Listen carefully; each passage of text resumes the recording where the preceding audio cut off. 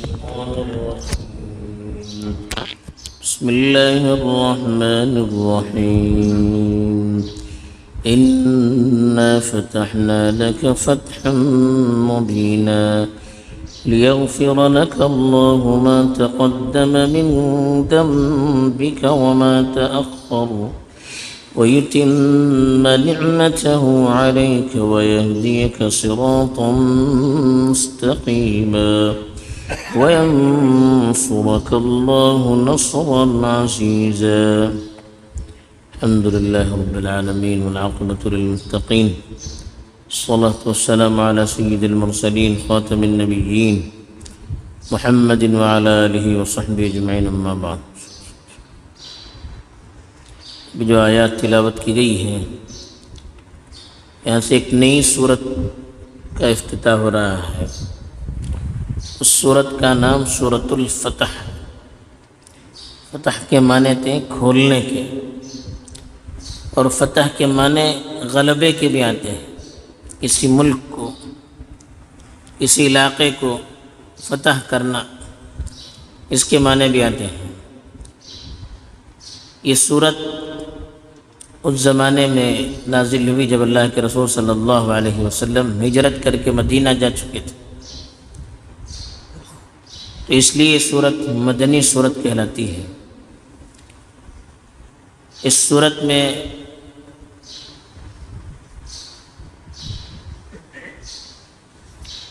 تقریباً 29 آیتیں ہیں اور 4 رکوع ہیں.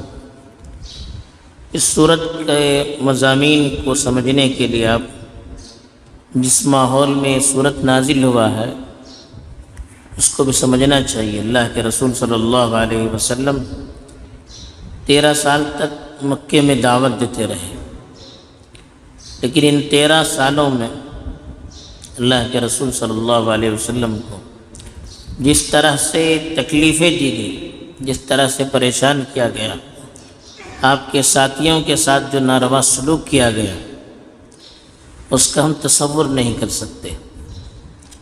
اللہ کے رسول صلی اللہ علیہ وسلم اور آپ کے صحابہ رضوان اللہ علیہم اجمعین نے ان 13 سال میں جس طرح سے تکلیفوں کو جھیلا ہے، جس طرح سے برداشت کیا ہے، ہم تصور نہیں کر سکتے.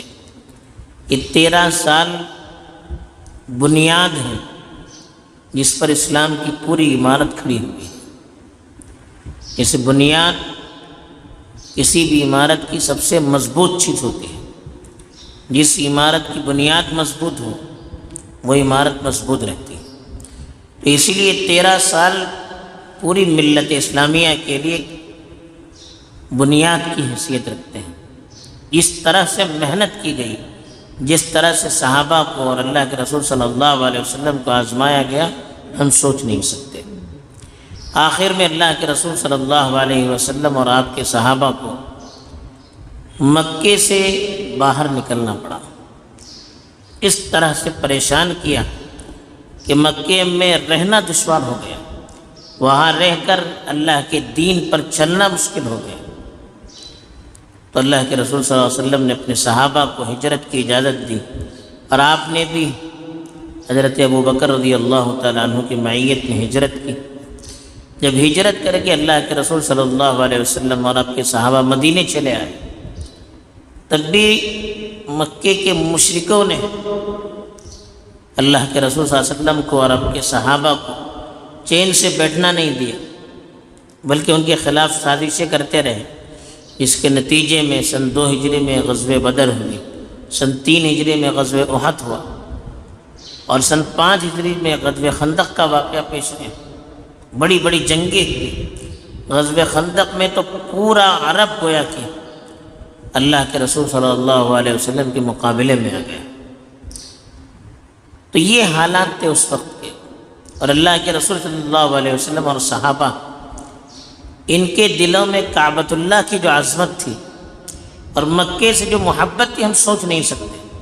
ایسے ہی ہر مومن کے دل میں کعبۃ اللہ کی محبت اور اس کی عظمت اور اس کا تقدس ہوتا ہے، اور مکے سے والہانہ اس کا تعلق ہوتا ہے. لیکن اللہ کے رسول صلی اللہ علیہ وسلم اور اب کے صحابہ تو مکے میں پلے بڑے تھے، کعبۃ اللہ میں ان کی پرورش بھی تھی، تو ان کی کیا محبت ہوگی کعبۃ اللہ سے۔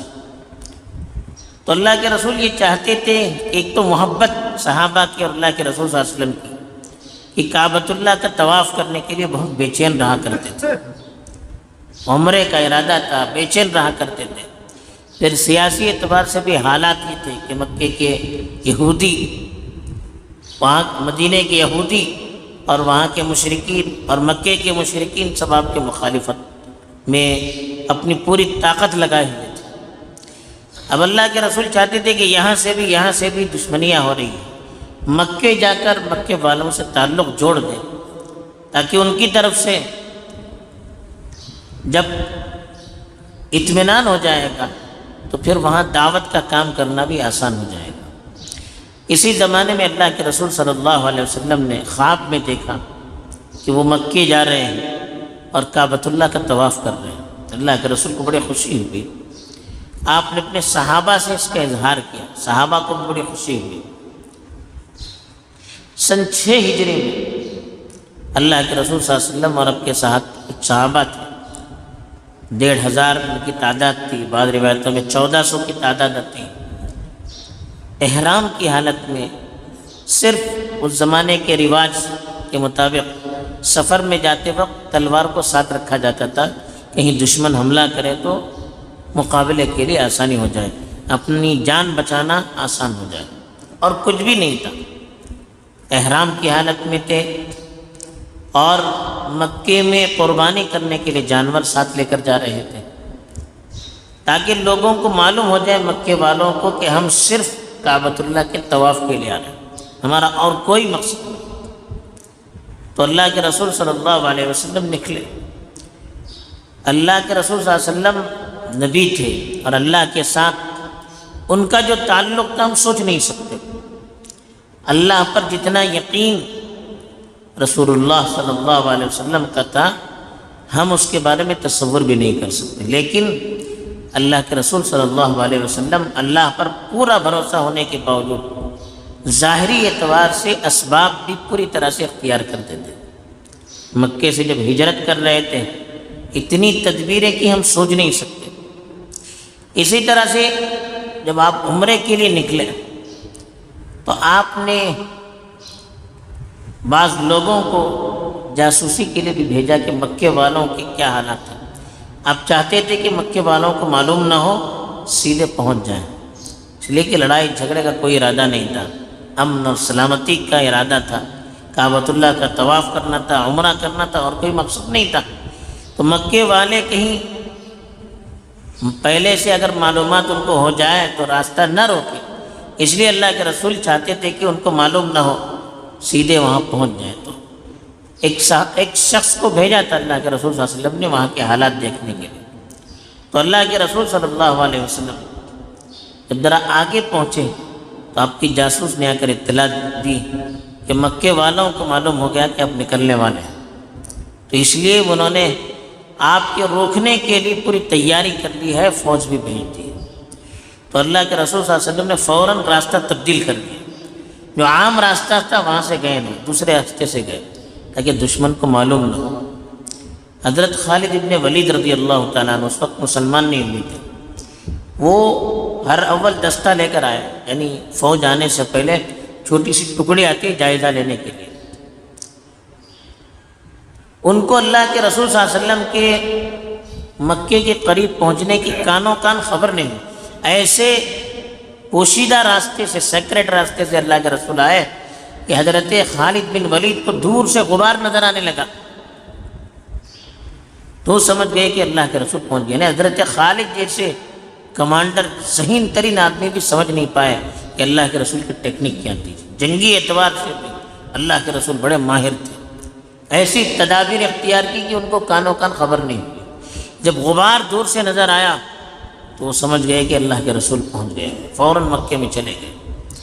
تو مکے والوں کا ارادہ تھا، اللہ کے رسول صلی اللہ علیہ وسلم نے، چونکہ اللہ کے رسول کو مقابلہ کچھ بھی کرنا نہیں تھا، صرف طواف کرنا تھا، اس لیے حضرت عثمان جو بنو امیہ سے قریش کا ایک بڑا خاندان تھا، اس خاندان سے تعلق رکھتے تھے، اور اس وقت مکے میں انہی کا راج گویا کہ چل رہا تھا۔ ابو سفیان جو تھے اس وقت مسلمان نہیں تھے، وہ مسلمان نہیں ہوئے تھے، مکے کے لیڈر تھے، وہ بھی بنو امیہ سے تھے۔